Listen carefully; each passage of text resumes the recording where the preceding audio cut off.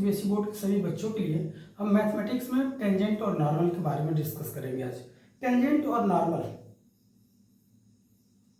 Slope जिसे slope कहते हैं, झुकाव और अभिलंब, झुकाव और अभिलंब, टेंजेंट और नॉर्मल के बारे में डिस्कस करेंगे।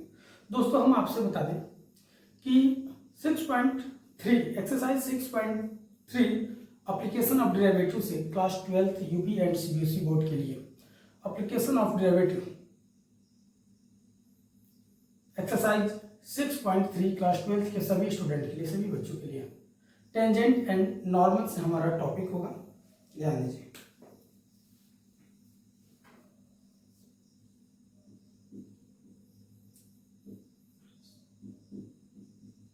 क्लास 12th मैथ्स,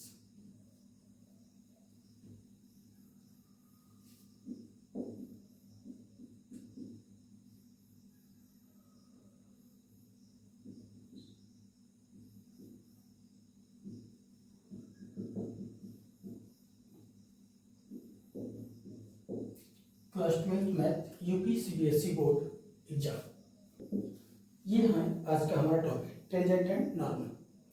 दोस्तों क्लास 12th के मैथमेटिक्स एक्सरसाइज 6.3 के लिए, क्लास 12th के मैथमेटिक्स एप्लीकेशन ऑफ डेरिवेटिव के लिए आज का हमारा टॉपिक है टेंजेंट एंड नॉर्मल।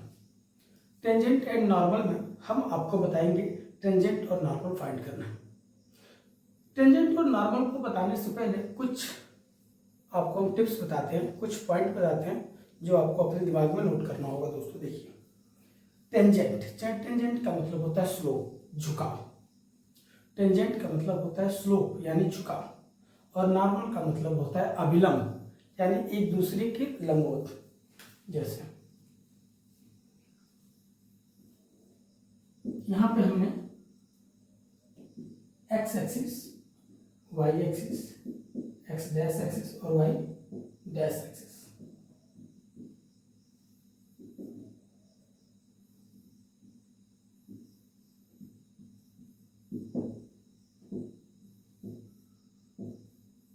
एक्सिस बना लिया।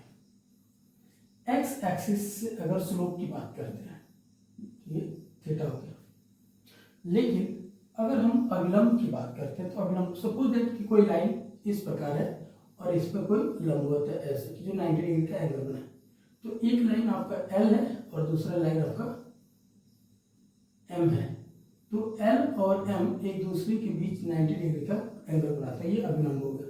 कुछ जगहों पे इन कर्व को, इन ये आपका टेंजेंट हो जाएगा, यहाँ पे स्लोप झुकाव हो जाएगा आपका टेंजेंट, और ये आपका यहाँ पे नॉर्मल होगा, नॉर्मल, ठीक है। ऐसे दोस्तों टेंजेंट और नॉर्मल दोनों एक दूसरे के अभिलंबवत होता है। ध्यान दीजिएगा, यहाँ पे कहूँ L इंटू एम तो ये -1 के रूप में होगा यहाँ पे। अब हम आपको बताते हैं, अगर टेंजेंट का एक दूसरा एग्जाम्पल, अगर हम कोई कर्व लेते हैं, इनमें कोई भी कर्व ऐसे लेते हैं और इस कर्व से अगर कोई लाइन ऐसे स्पर्श करके जाती है, तो अगर ये कोई कर्व है y = fx, ये एक कर्व है और ये एक लाइन है आपके सामने y = mx + c, ये एक लाइन है। तो जब कोई रेखा किसी कर्व को स्पर्श करती है, जब कोई रेखा किसी कर्व को स्पर्श करते हुए जाती है, जब कोई रेखा किसी कर्व को स्पर्श करते जाती है तो उसे टेंजेंट कहते हैं। मतलब ये लाइन है y = mx + c, ये एक रेखा है आपकी, और जो यह इस कर्व y = fx को स्पर्श करती है पॉइंट t पर, ठीक है। तो हम कहेंगे कि y = mx + c जो लाइन है वो y = fx कर्व को पॉइंट t पर स्पर्श करती है, मतलब इसका यहाँ टेंजेंट ड्रा किया जाएगा। तो टेंजेंट के लिए फॉर्मूला होता है दोस्तों, टेंजेंट के लिए फॉर्मूला होगा आपका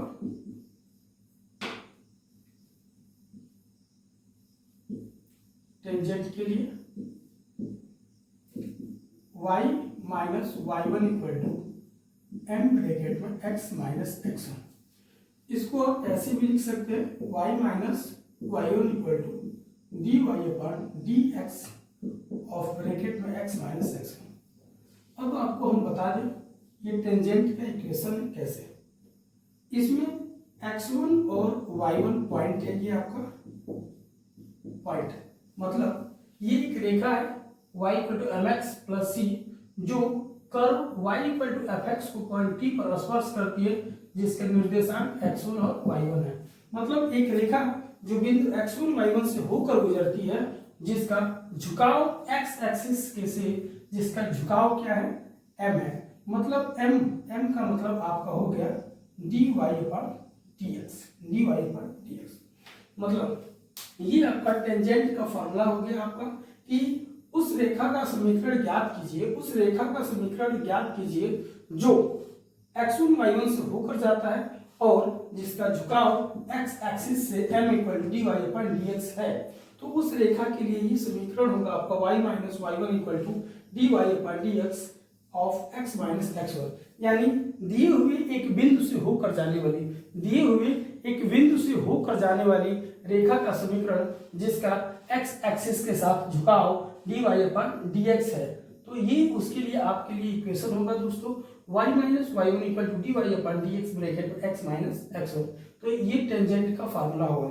लेकिन अगर यही डिस्कस हो कि किसी अभिलंब का समीकरण ज्ञात करने के लिए फार्मूला क्या होगा, किसी अभिलंब का समीकरण ज्ञात करने के लिए फार्मूला क्या होगा, तो अभिलंब के समीकरण में दोस्तों हम आपको बता दें, अभिलंब का अगर समीकरण के लिए हम बात करते हैं तो यहाँ अभिलंब का समीकरण यानी नॉर्मल फॉर्म में ध्यान दीजिए। अगर कोई रेखा है y = mx + c एंड जो किसी कर्व को y = fx कर्व है जिससे पास करती है और वो परपेंडिकुलर पास करती है, परपेंडिकुलर, जैसे कि ये कोई कर्व है और ऐसे ये परपेंडिकुलर पास करती है, ठीक है। तो परपेंडिकुलर के लिए अभिलंब का समीकरण यानी परपेंडिकुलर के लिए इक्वेशन क्या होगा किसी लाइन का, वो होगा दोस्तों आपका y - y1 = -1/m ब्रैकेट में x - x1। ये जहां आप m = dy/dx लिखोगे, m के जगह पर dy/dx। अब जब आप m के जगह पर dy/dx रखोगे यहाँ तो ये होगा y - y1 =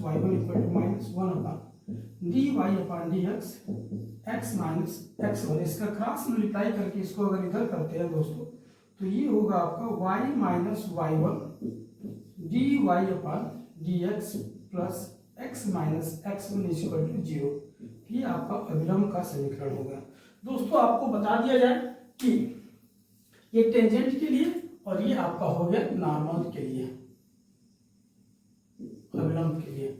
तो बिंदु x1 y1 से होकर जाने वाली x अक्ष से dy/dx के झुकाव पर किसी रेखा का समीकरण y - y1 = dy/dx ब्रैकेट में x - x1।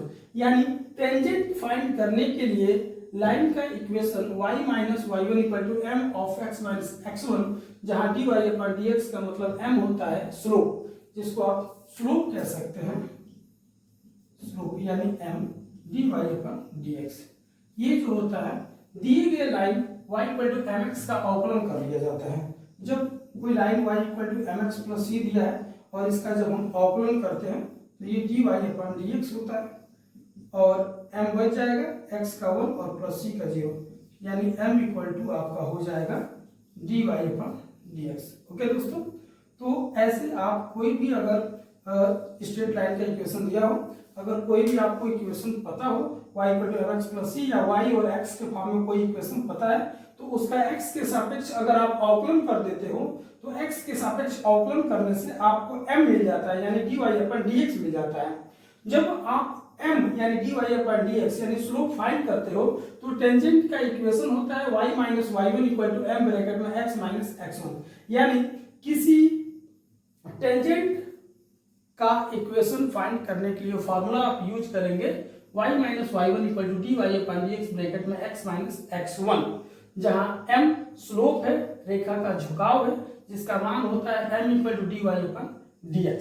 ओके, और वहीं पे अगर आपको अभिलंब यानी नॉर्मल का समीकरण ज्ञात करना हो, अगर आपके पास कोई इक्वेशन हो y equal to mx plus c and जो किसी curve y equal to fx पर लंबवत हो, तो लंबवत रेखा का समीकरण होता है y minus y one equal to minus one upon m bracket में x माइनस एक्स वन, जहाँ m का मतलब dy अपन dx होता है, मतलब दिए हुए इक्वेशन का अवकलन कर लेना होता है। अगर m के जगह पे dy अपन dx रखते हैं और इसका क्रॉस मल्टीप्लाई करते हैं तो अभिलंब का यानी नॉर्मल का समीकरण होता है y minus y one equal to dy upon dx plus bracket में x minus x one equal to zero. तो दोस्तों इस तरह टेंजेंट और नॉर्मल फाइंड करने के लिए आपके पास ये दो समीकरण उपस्थित हो गए। अब हम टेंजेंट और नॉर्मल की अगर बात करते हैं दोस्तों, ध्यान दीजिएगा टेंजेंट और नॉर्मल के बीच में अगर दो रेखाएं एक दूसरे को परपेंडिकुलर इंटरसेक्ट करती हैं, अगर दो रेखाएं एक दूसरे को परपेंडिकुलर इंटरसेक्ट करती हैं दोस्तों, ध्यान दीजिएगा, अगर दो रेखाएं एक दूसरे को परपेंडिकुलर इंटरसेक्ट करती है, आपको हम बता दें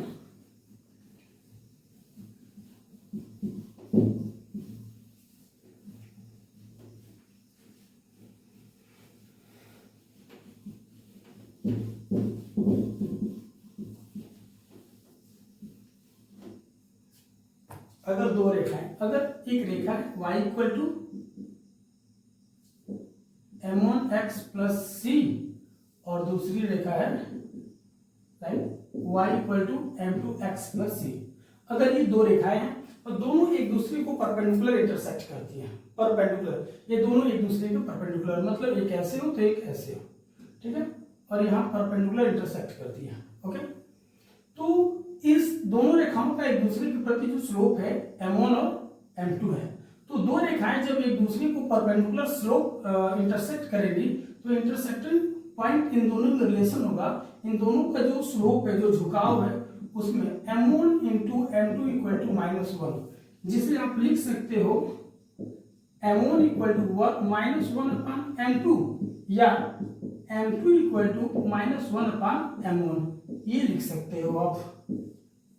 यानी दोनों रेखाओं के स्लोप का अगर मल्टीप्लाई करते हो तो m1 into m2 equal to minus one आ जाएगा, या इसको आप अवकलन फॉर्म में लिखते हैं तो दोस्तों m1 इक्वल टू होगा dy y1 upon dx and, या इसको ऐसे कर लेंगे dy अपॉन dx, मतलब कि dy1 x1 and m2 equal to dy2 by dx2, तब ये हो जाएगा यहाँ पे कि dy1 by dx1 into dy2 by dx2 is equal to minus one. ये जब दो रेखाएं एक दूसरे को लंबवत इंटरसेक्ट करती है तो उन दोनों रेखाओं में संबंध होता है, उन दोनों रेखाओं के स्लोप का गुणनफल माइनस वन आना चाहिए। लेकिन अगर यही दोनों रेखाएं एक दूसरे के समांतर हो, अगर दो रेखाएं एक दूसरे के समांतर हो, मतलब ये दो रेखाएं एक दूसरे को इंटरसेक्ट नहीं करती हैं, तो इसमें आपका रिलेशन होगा m1 is equal to m2, मतलब dy1 upon dx1 is equal to dy2 upon dx2, ये इसका रिलेशन होगा। अगर दो रेखाएं एक दूसरे को लंबवत इंटरसेक्ट करती हैं तो उसमें m1 into m2 equal to zero होगा। अगर दो रेखाएं एक दूसरे को पैरेलल समांतर पास करती हैं, पैरेलल पास करती हैं, तो वहां m1 बराबर m2 होगा दोस्तों, यानी dy upon dx1 is equal to dy2 upon dx2। इस तरह टेंजेंट और नॉर्मल का कंडीशन कंप्लीट हुआ और इसी आधार पर हम क्लास 12th के एक्सरसाइज 6.3 के सभी क्वेश्चन को सॉल्व करेंगे दोस्तों, और इन्हीं फार्मूलों पे। ये फार्मूला आपको याद रहे, इस फार्मूले के आधार पे आप एक्सरसाइज 6.3 के सभी प्रश्नों को आसानी से हल कर सकते हैं। ओके।